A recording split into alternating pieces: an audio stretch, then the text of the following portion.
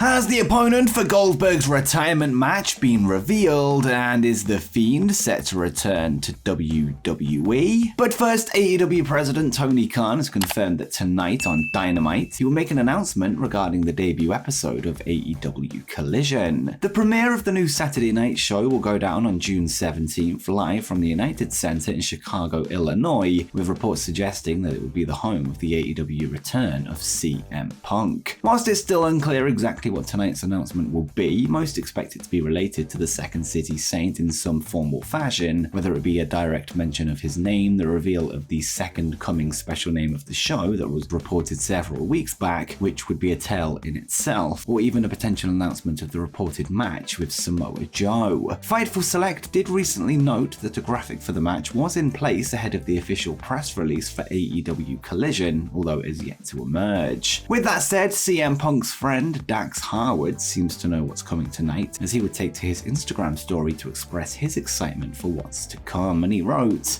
LFG. Sometimes I like to say the whole thing, so let's fucking go. And speaking of the potential Samoa Joe match, the Samoan Submission Machine would appear on Kick Rock's podcast this week, where he would confirm his involvement on the debut episode of AEW Collision. Joe would then make clear that he will be in Chicago, setting the scene for what could be next, and he would say, I know I'm going to be there at AEW Collision. Anybody else in Chicago wants to show up and got an issue, they can be there too, but we'll find out.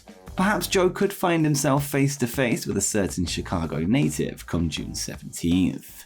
Elsewhere on tonight's episode of AEW Dynamite, we'll see the continuation of the battle between the Elite and the Blackpool Combat Club. This when Konosuke Takeshita and Don Callis addressed their actions from this past Sunday night at Double or Nothing. In the main event of the show, Callis would distract Kenny Omega, allowing for Takeshita to take him out with a knee, which led to Wheeler Yuta securing the win in the Anarchy in the Arena match for his team. It remains to be seen if Omega and the Young Bucks will also be present on tonight's show, although you can guarantee that they will have their eye on the segment. Storyline appears to be heading towards a further expansion of the Elite, this after Hangman Page recently rejoined the group, with fans anticipating an appearance from Kota Ibushi at some stage, given his recent call-out of Takeshita online. This past weekend at AEW Double or Nothing, Maxwell Jacob Friedman would hold on to his AEW World Championship after the four-way Four Pillars match against Darby Allin, Jungle Boy, and Sammy Guevara. After the show, MJF would take part in the post-show media scrum, where he would be asked about his potential involvement in the company's next pay-per-view, Forbidden Door, which will feature stars of both All Elite Wrestling and New Japan Pro-Wrestling. The champ would all but rule out an appearance on the show, once again having some harsh words for the Japanese promotion, and he would say,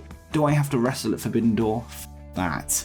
It's a indie fed. With all due respect, their greatest legend probably couldn't lace my boots, so I think I would make anybody on that roster look silly, and I don't want to waste my time. I'm a very busy man. I think New Japan Pro Wrestling sucks, except that Great Khan guy, he pops me. I like him. Everybody else there is the drizzling shits. It reminds me of a local indie fed. It's worth remembering that last year, MJF shared a similar sentiment towards the first Forbidden Door show, which took place during his now infamous hiatus following the Los Angeles pipe bomb aimed at Tony Khan. With that said, his disdain towards New Japan could also lay the groundwork for a feud against one of the company's biggest stars, so we'll just have to see how things play out in the weeks prior to June 25th. Next up, WWE superstar Alexa Bliss and her husband Ryan Cabrera would take to social media last night to reveal that they're expecting the arrival of their first baby. The couple would reveal that although the arrival was unplanned, they're excited to welcome the child to the world this December. Alexa and Ryan would post a comedic parody of the Friends sitcom, which saw the latter call the president of a condom company, with him clearly shocked by Bliss's revelation. Bliss has been absent from WWE television since January 2023, before later announcing that she received an all clear after a procedure to remove a basal cell carcinoma, a form of skin cancer that appeared on her face. She will now be taking even longer away from the ring following the recent announcement. We can now add Bliss to a growing list of pregnant wrestlers, which includes both WWE's Carmella and AEW's Ty Mello.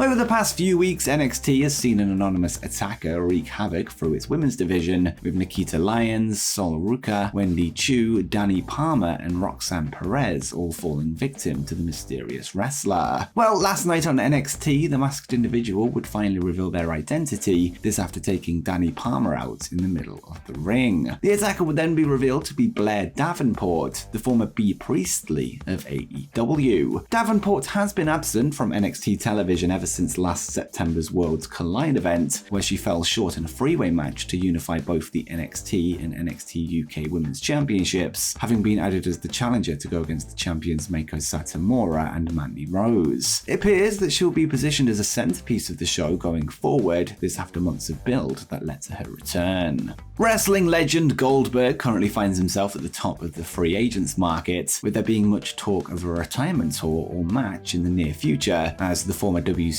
champion looks to hang up his boots on his own terms. One name that Bill has been compared to in the past is former WWE superstar Ryback, whose initial main roster push was similar to the infamous Goldberg streak of the late 90s. Well, it looks like we could potentially see the two meet inside a ring soon, that's if Ryback gets his own way, as he would take to Twitter last night to call out the man for a retirement match, and he would write, "I will be cleared this summer to officially return to wrestling. I challenge Goldberg in my return to a retirement match, #Ryback, #hungry, #feed me more."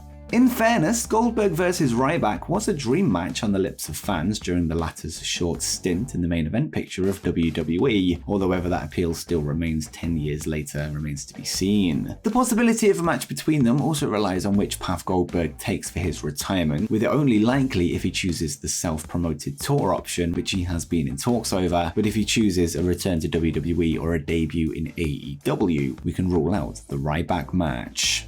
It's been 3 months since fans have seen Bray Wyatt on WWE television, with him said to be currently absent due to an undisclosed illness. Prior to his hiatus, he was caught up in a storyline with enemy-turned-ally Uncle Howdy, whilst penciled in for a match with Bobby Lashley at WrestleMania. Prior to these scrapped plans, Wyatt would make his pay-per-view in-ring return for the company 1 month prior at the Royal Rumble event, where he would defeat LA Knight in the super spooky Lights Out match, something that didn't appear to go down well internally. According to a fresh report from fightfans.co.uk, WWE were not fond of the new masked Bray Wyatt character that he debuted at the Rumble, with there since being pitches for the return of the Fiend. And the report notes, WWE wasn't overly fond of how the Pitch Black match went down and the new Bray Wyatt masked character that debuted at the Royal Rumble, as they felt it wasn't as good as the Fiend and wouldn't sell the merchandise etc. like the Fiend did, is what was relayed to us. As for how these proposals went, which were described as a fairly hard push for the return of the Fiend, Fight Fans would add, with Wyatt now seemingly getting ready to return to television, the timing of which we haven't been able to truly establish, that the talks of getting the Fiend back on screen have picked up again. Have been in talks regarding it since after Royal Rumble earlier this year. Talks stopped for a while and were picked up again within the last month or two. But as of today, I heard no movement currently on the Fiend making a return, is what was revealed to us by the same source. But right now, we don't have a definitive on what Wyatt could actually return as. And before you go, make sure you check out how AEW can change wrestling forever.